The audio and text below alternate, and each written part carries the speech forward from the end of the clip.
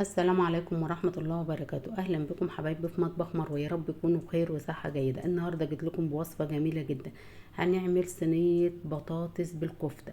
احنا متعودين دايما نعملها باللحمة ونعملها بالفراخ، نجربها النهاردة نعملها بالكفتة. هتطلع معانا احلى بطاطس واحلى كفتة. الكفتة متماسكة وجميلة، والبطاطس مستوية، والخضار اللي تحت البطاطس جوسي وجميل جدا. يلا يا حبايبي، ما تنسوش اللايكات والاشتراك في القناة اللي بيشوفني لأول مرة، يلا نسمي الله ونصلي على رسول الله، ونشوف البطاطس بتاعتنا الجميلة دي اتعملت ازاي.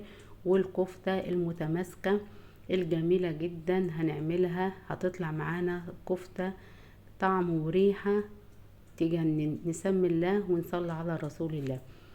اول حاجة جبت بولة وهنزل عليها بايه نص كيلو لحمة مفرومة، اي كمية انت عايزاها، ربع كيلو، نص كيلو، كيلو، اللي متاح عندك. وهنزل عليهم بمعلقتين من البقسماط، والتوابل بتاعتنا الجميلة: توم باودر، فلفل اسمر، بابريكا، كزبرة، وتوابل لحمة، وحبة من الملح معلقة صغيرة. وهنزل كله ده، وهنا معلقتين من الورق البقدونس، معلقتين. وهنزل ببيضة، ما تخافيش من البيضة، هتخليها متماسكة، والبقسماط التوابل دي هتخليكي الكفتة معاكي جميلة جدا.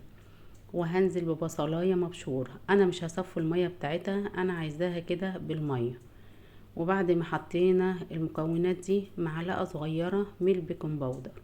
البيكنج باودر ده يا حبايبي بيخليها هشة ومش مكتومة. وهنقلب كل المكونات دي، نخلطها مع بعضها، ادعكي فيها كده لمدة 10 دقايق. وبعد ما خلصنا كده و10 دقايق، كل المكونات اندمجت مع بعض، والانسجه بتاع اللحمه بانت خلاص كده. بسم الله ما شاء الله. هركنها على جنب، وهنعمل الخضار بتاعنا الجميل اللي هنحطه في صينيه البطاطس، وهيتاكل قبل الكفته وقبل البطاطس باذن الله. هنا معايا بصلايه هقطعها جوانح، وبعد ما قطعتها جوانح كده، هنزل باي خضار عندي جزر، عندي فلفل، انا هنا عندي متاح فلفل الوان، هقطع عليها فلفل الوان. عندي هنا احمر وايه وصفة، اي خضار انت حباه وولادك حابينه حطيه. وهنا بعد ما خرطت الفلفل الاصفر، هنخرط فلفل احمر. الخضار ده هيدي طعم جميل جدا للكفتة والبطاطس. وهنا قرن فلفل حراق، اللي بيحب حاجة سبايسي يحط، واللي مش حباه خلاص ما تحطوش. وهنا البطاطس بتاعتي هخرطها برضو جوانح، بس هعملها السمك بتاعها تخين شوية عشان تاخد السوا زي الكفتة بالظبط.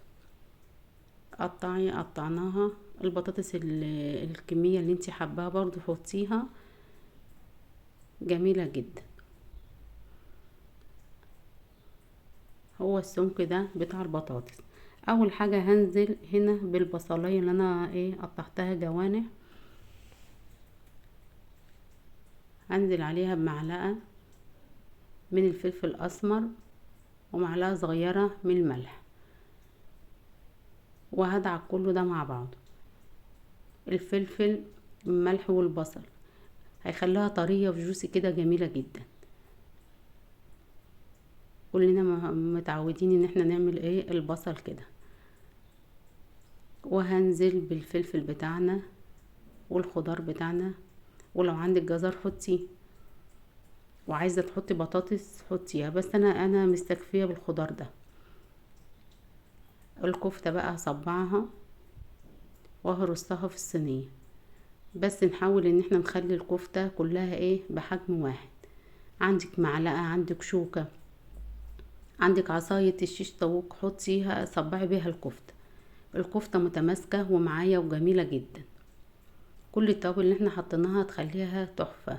شايفه متماسكه ازاي؟ هنرص ونخلص كل كميتنا دي، كمية الكفتة.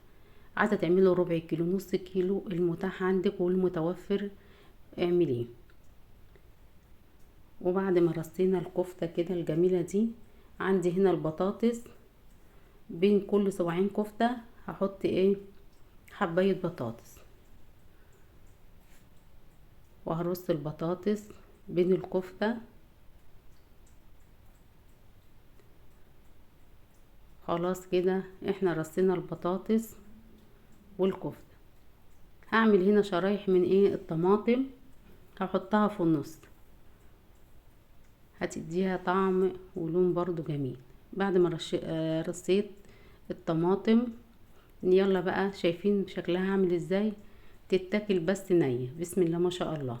هعمل الصوص بتاع بتاع البطاطس والكفتة. هنا عندي معلقتين من الصلصة، عليهم كوباية من المية الدافية، وهقلب كله ده مع بعضه. هنزل هنا بالتوابل، فلفل اسمر، توابل لحمة، بابريكا وملح، وهقلب كل التوابل دي مع بعض.